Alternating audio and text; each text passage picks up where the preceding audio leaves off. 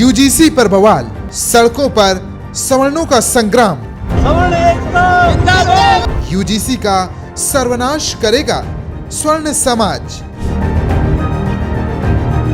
छात्रों को जात पात में ना बांटे नरेंद्र मोदी। कि सरकार हम लोगों को दबाना चाहती है। यूजीसी के विरोध में कई अधिकारियों ने दिया इस्तीफा। तो खत्म करना पड़ेगा संशोधन। यहाँ जो सरकार है वो तुष्टीकरण की राजनीति कर रही है, तो अभी तानाशाही चल रही है। नमस्कार, मेरा नाम है जितेंद्र चौहान और आप देख रहे हैं स्टेट मिरर हिंदी। देश भर में यहाँ यूजीसी कानून को लेकर विरोध प्रदर्शन शुरू हो गए हैं। वहीं दिल्ली में यूजीसी का जो दफ्तर है उसके बाहर बहुत सवर्ण समाज के जो लोग हैं वो प्रोटेस्ट करने पहुँचे हैं। उनका कहना है कि जिस तरीके से जो पूरा बिल लेकर आया जा रहा है ये कहीं ना कहीं इसमें विरोधाभास बहुत ज़्यादा है और तमाम जो सवर्ण समाज के लोग हैं वो अलग अलग यहाँ पर यूजीसी ऑफिस के पास पहुँचे हैं। आप देखेंगे यूजीसी का ये दफ्तर है और यहाँ पर तमाम जो बड़ी संख्या में लोग हैं वो यहाँ पर पहुँचे हैं अपना विरोध जताने के लिए कि जो ये कानून आ रहा है ये कहीं ना कहीं जातियों में विभाजन पैदा करता है और कहीं ना कहीं प्रॉब्लम क्रिएट होगी आगे चलकर इसमें। तो इसी के विरोध में लेकर हम देख रहे हैं कि किस तरीके से देश भर में जो है छात्र हैं वो सामने आ रहे हैं और उनकी जो निटिगिटीज़ हैं इस कानून को लेकर उसको लेकर विरोध कर रहे हैं। यही कारण है कि UGC union commission of grant जो है उसके ऑफिस के बाद यहाँ पर पहुँचे हैं लोग। हम कुछ लोगों से बात करने की कोशिश करेंगे कि क्या कुछ कानून है। वैसे आप बताइए कि क्यों लोग आप विरोध कर रहे हैं इस चीज़ का, क्या किस चीज़ क्या उसी सामान के लिए विरोध कर रखे है ना, क्या रखा है ओबीसी एससी को सब कुछ दे दिया भाई। इससे बढ़िया तो जब बच्चा सामान का पैदा हो रहा है तो हॉस्पिटल में ही इंजेक्शन लगवा दो ना, जहर का खत्म करवा दो, कहानी ही खत्म करवा दो। क्या आपको लगता है कि जो कानून आ रहा है इसमें क्या प्रॉब्लमेटिक है, किस लिए मतलब जो सवर्ण समाज के लोग हैं क्या उनके लिए दिक्कतें आ रही हैं इसमें, आप बताइए। देखिए, अभी तक यूनिवर्सिटीज़ के अंदर अभी तक जो भी आरक्षण का खेल चलता था वो या तो नौकरियों में चलता था और या अन्य जगहों पर चलता था, लेकिन हमारे बच्चों को एटलीस्ट उनको पढ़ने का और डिग्री लेने का अधिकार था, वो हायर एजुकेशन प्राप्त कर पा रहे थे। लेकिन इस कानून के आ जाने से, जिसका नाम इन्होंने रखा हुआ है इक्विटी एक्ट, इक्विटी एक्ट नाम रखने से इक्विटी नहीं हो जाती ना। उस कमेटी के अंदर जो इक्विटी कमेटी आप बना रहे हैं, पहली बात तो इसकी ज़रूरत ही नहीं थी। हमारा विरोध इसलिए है क्योंकि ऑलरेडी सारे इंस्टीट्यूशंस में जो है इस तरीके की कमेटी ऑलरेडी अवेलेबल थी जो इन चीज़ों को हैंडल किया करती थी। लेकिन आज आप इसको लेकर के आए हैं बिना ज़रूरत के। हो सकता है आपके ऊपर कोई पॉलिटिकल आपका एजेंडा हावी हो, लेकिन अगर आप जब ले आए हैं तो इक्विटी जो आपका एक्ट है उसके अंदर इक्वलिटी नहीं दिख रही है। उसके अंदर जनरल का जो है प्रतिनिधित्व नहीं है, एक भी व्यक्ति नहीं है। कमेटी वगैरह बनाई जाएंगी उसमें जो जनरल कैटेगरी लोग हैं उनका प्रतिनिधित्व नहीं दिया जा रहा है, प्रतिनिधित्व नहीं है। और एक बात ये, दूसरी बात, अगर इसके तहत किसी के ऊपर मुकदमा दायर किया जाता है और वो मुकदमा झूठा निकलता है हाँ, तो जो कंप्लेनेंट है उसके ऊपर एक्शन का कोई प्रावधान नहीं रखा गया है। इसलिए हम लोग इसका विरोध कर रहे हैं। इसकी हमें ज़रूरत नहीं है। जब ऑलरेडी आपके पास कमेटी है तो वो कमेटियाँ जो है वो अपना काम कर रही थी। और जब आप इस तरीके के एक्ट लेकर के आते हैं तो आपको डाटा भी सार्वजनिक करना चाहिए कि जो उत्पीड़ित वर्ग है उसमें कितने जनरल लोग हैं। आपने आज तक वो डाटा सार्वजनिक नहीं किया। जनरल जहाँ पे उत्पीड़न होता है, कॉलेजेस के अंदर बहुत सारे लोग पढ़ते हैं, बहुत बच्चे आते हैं, जगह जगह से आते हैं, अलग अलग प्रदेशों से आते हैं, अलग अलग वर्गों से आते हैं, अलग अलग धर्मों से। आप कहाँ से आए हैं? मैं दिल्ली से आया हूँ और बाकी मेरे बहुत सारे साथी जो हैं वो यहाँ कौन कौन से समाज के लोग आए हैं जो आए हैं? सवर्ण समाज पूरा आया हुआ है और भारत के लगभग हर एक प्रदेश से आया हुआ है।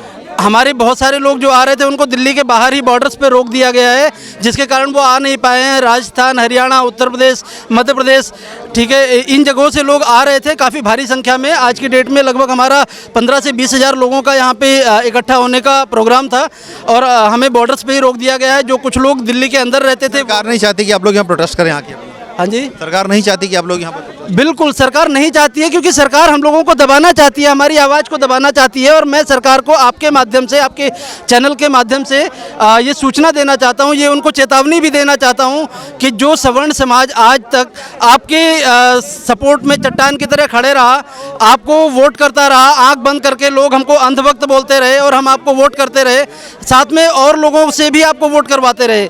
आप अगर इस कानून को वापस नहीं लेंगे, होश में नहीं आएंगे, तो यही सवर्ण समाज आपका विरोध करेगा और आपको सत्ता से उखाड़ फेंकने का भी काम करेगा। जो सवर्ण समाज के लोग हैं उनकी ये एक गुस्सा है कि जिस तरीके से इस कानून लेकर आया जा रहा है वो कहीं ना कहीं ठीक नहीं, छात्रों के हित में नहीं। कुछ और भी छात्र हैं। आप लोग कहाँ से आए हैं? हम लोग दिल्ली यूनिवर्सिटी से हैं जी।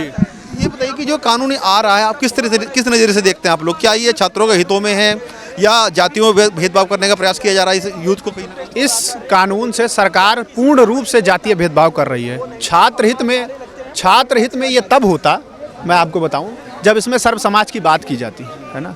इसमें कुछ लोगों को लिया गया है, बाकियों को छोड़ दिया गया है।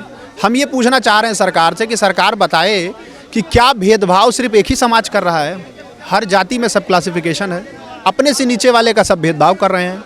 सरकार इस रेगुलेशन में ये बताए कि क्या उनके ऊपर भी इस तरह के केसेस होंगे, ऐसा कोई क्लैरिफिकेशन मुझे, कम से कम मुझे तो रेगुलेशंस में नहीं दिख रहे हैं। आपत्ति वही है कि जो कमेटी बनाई जाएंगी उसमें कोई प्रतिनिधित्व नहीं है उसमें। नहीं, प्रतिनिधित्व तो छोड़ दीजिए, मैं कह रहा हूँ प्रतिनिधित्व हो या ना हो, आप मेरी प्राइमरी कंसर्न ये है कि जो कंप्लेंट फाइल होगी, है ना, वो आपने 3 का नाम लिख दिया है, बाकी का क्या, जनरल कैटेगरी का मैं बात कर रहा हूँ, कंप्लेंट सिर्फ हमारे खिलाफ होगी और तो कोई इसमें है ही नहीं ना। तो हमें प्राइमरी टारगेट कहीं ना कहीं कर सकते हैं, टारगेट हम ही हैं। और जैसे आप इक्विटी स्क्वाड्स की बात की गई है, इसमें वो कैंपस में घूम रहे हैं, सर्विलांस जैसा सिस्टम है वो, है ना, हर छात्र को वॉच करने की, वो हमारी प्राइवेसी ब्रीच का मामला है, ये कंसर्न है हमारा। आप किसी को, मान लीजिए आपकी दुश्मनी, आप इक्विटी स्क्वाड में आप ढूंढ रहे हैं, टारगेट करके लोगों को फंसा रहे हैं, कहीं ना कहीं टारगेट पिन पॉइंट कर सकते बिल्कुल टारगेटेड है, ये बिल्कुल टारगेटेड है। ये समाज को समझने की ज़रूरत है। मैं सभी से अपील करूंगा, ये सिर्फ एक समाज की बात नहीं है, जो भी इस तरह के समाज में भेदभाव नहीं चाहते हैं, वो हर वर्ग, चाहे वो। क्या नाम है आपका? मेरा नाम आनंद है। आनंद, आप क्या DU में पढ़ते हैं आप? जी। तो ये बताइए कि क्योंकि DU में भी छात्र बहुत सारे देखते हैं हम, ABVP पूरी तरीके से काम करती है, तो क्या ये जो संगठन है, जिस तरह ABVP है या कांग्रेस का ISA की हम बात कर लें, बहुत सारे छात्र संगठन है, क्या वो लोग भी इनके विरोध में हैं? क्योंकि देखिए हर समाज की इसमें बात की जा रही है, लेकिन जो सबसे ज़्यादा जो प्रॉब्लम हो रही है वो सवर्ण समाज के छात्रों को हो रही है, उनको। जी, मैं बताऊं आपको, संगठनों का तो मुझे उतना नहीं पता है, क्योंकि संगठन का क्या है वो आप जैसे कह रहे हैं, कुछ तो विरोधी हैं। विरोधी इसलिए नहीं आ रहे क्योंकि उनका भी वोट बैंक है, रूलिंग गवर्नमेंट वाले नहीं आ रहे क्योंकि उनका भी वोट बैंक है। तो हमें उनसे कोई मतलब नहीं है, वो आए ना आए, हम जिस लड़ाई के लिए लड़ रहे हैं हमें उनसे मतलब है, और हम अपने लिए बिल्कुल तत्पर हैं, हम उस तरीके से काम करेंगे। आप बताइए कि क्या इसमें लगता है कि जो पॉलिटिकल पार्टीज के अपने इंटरेस्ट नजर आ रहे हैं इसमें? सर, जो सुप्रीम कोर्ट में भी जो PIL डाली गई थी, उसमें भी OBCs के लिए ऐसे कास्ट बेस्ड डिस्क्रिमिनेशन का कहीं पे भी कोई मांग नहीं हुई थी। तो ये जो OBCs को ऐड करा गया है इसमें, ये एक प्योरली पॉलिटिकल मूवी बोलूँगा मैं इसको, क्योंकि कहीं पे भी जो PIL बढ़ी थी उसमें सुप्रीम कोर्ट ने भी कहीं पे भी OBCs की बात नहीं करी थी। OBCs की जो अभी व्याख्या है हर स्टेट में अलग अलग तरीके से। एग्जैक्टली। यूपी में अगर हम यादव देखा जाए तो वो उस OBC में आ जाते हैं, वहीं जनरल कैटेगरी में हरियाणा में आ जाते हैं अगर यादव की बात जी, की जाए तो वही उस डिस्क्रिमिनेशन की भी बात नहीं करी गई है। जो OBCs में भी सब कास्ट है, उनमें भी तो कुछ कहीं ना कहीं कुछ हद तक तो डिस्क्रिमिनेशन हो सकता है ना, उस कास्ट बेस्ड डिस्क्रिमिनेशन की भी इसमें कहीं पे भी बात नहीं करी गई है। और इसमें इम्प्लिसिट और एक्सप्लिसिट, जो मेरे लिए इम्प्लिसिट हो सकता है वो हो सकता है आपके लिए ना हो, उसको भी प्रॉपरली डिफाइन नहीं करा गया है। तो सबसे बड़ी प्रॉब्लम यही है। आपको लगता है कि सरकार शायद जल्दबाजी कर रही है इस बिल को लाने की? सर, हो सकता है ये कई स्टेट्स में चुनाव आने वाले हैं, उस तरीके से सोच के ये चीज़ करी गई हो, लेकिन हाँ बिल्कुल जल्दबाजी है और सरकार को चाहिए कि इस पर एक प्रॉपर कमेटी बनाई जाए, एक बार इसका फिर से परीक्षण जो हो सकता है वो फिर से किया जाए। आप बताइए कि क्या आप भी स्टूडेंट हैं? जी। क्या नाम है आपका? हिमांशु पाराशर, आप भी दिल्ली के रहने वाले हैं? दिल्ली से ही हैं। क्योंकि हम देख रहे हैं कि लोगों में बहुत गुस्सा है इस बात को लेकर कि जो बिल आ रहा है UGC का, उसमें जो निटिगिटीज़ हैं उसकी, वो कहीं ना कहीं लोगों को परेशान कर रही हैं, चाहे वो कमेटी बनाने की बात हो और या दूसरे अन्य मुद्दे हों या कंप्लेंट करने की बात हो, उस पर सज़ा नहीं हो सकती है उसमें। जबकि UGC एक ऐसी कमेटी है जिसमें सभी सवर्ण समाज के लोग बैठे हुए हैं।